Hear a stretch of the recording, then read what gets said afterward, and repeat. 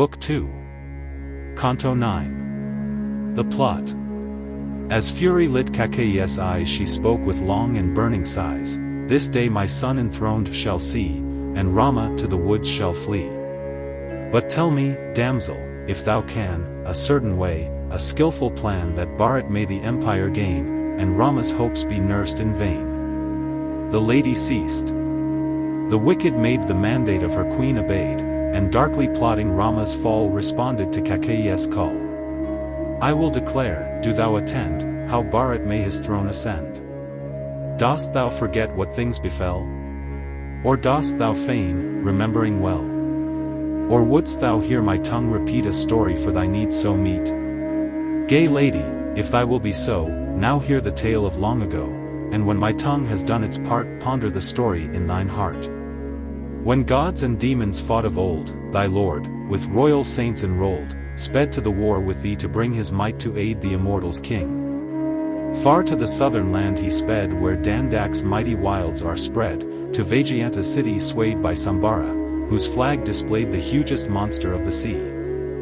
Lord of 100 wiles was Be, with might which gods could never blame, against the king of heaven he came. Then raged the battle wild and dread, and mortal warriors fought and bled. The fiends by night with strength renewed charged, slew the sleeping multitude.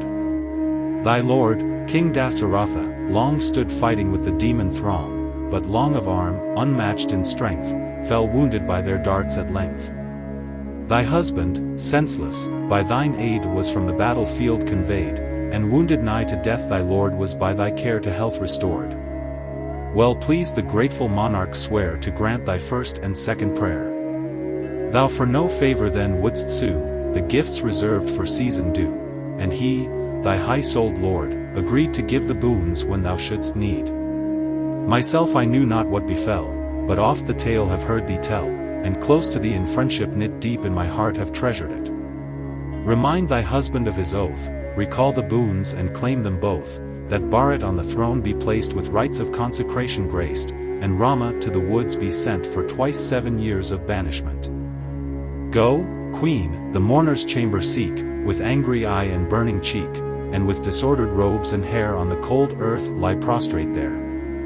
When the king comes still mournful lie, speak not a word nor meet his eye, but let thy tears in torrent flow, and lie enamored of thy woe.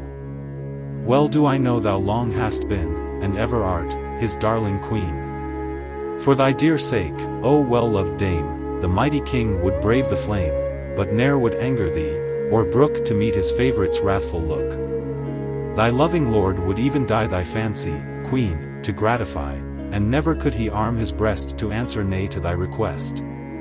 Listen and learn, O dull of sense, thine all-resistless influence.